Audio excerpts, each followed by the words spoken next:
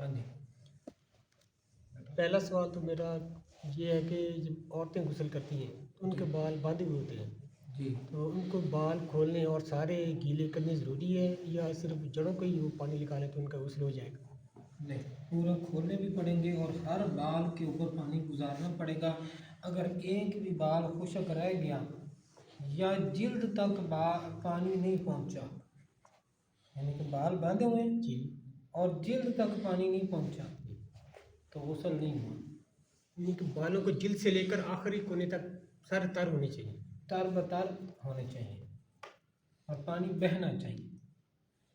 اور یہی ہمارے خاندانوں میں اکثر صفت پائی جاتی ہے. یہ بات آگے بڑھاتے ہیں، بات پوری کرنے.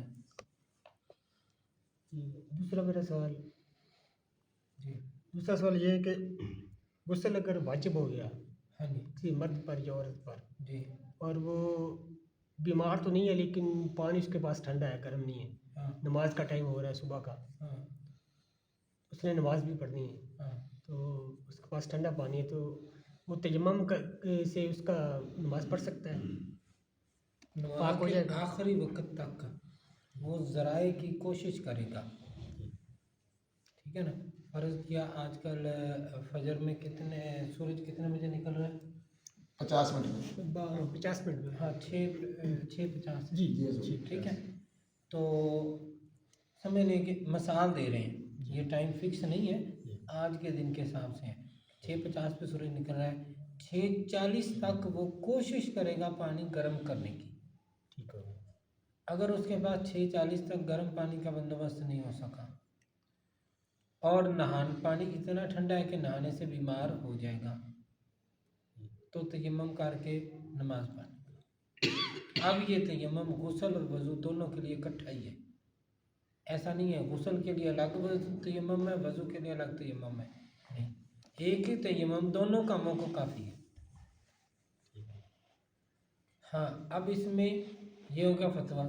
آگے تقویٰ اولیاء کا راستہ کیا ہے؟ وہ کہتے ہیں ایسے بھی کر لو، بعد میں نہا کے قضا بھی پڑھ لو.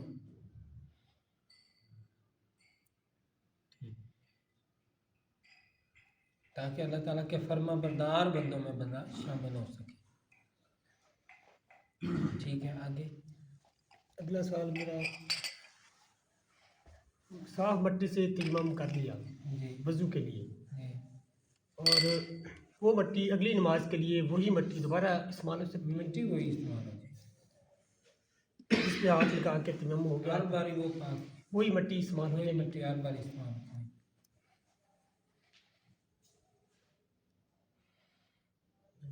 جزاک اللہ. جی کسی اور بات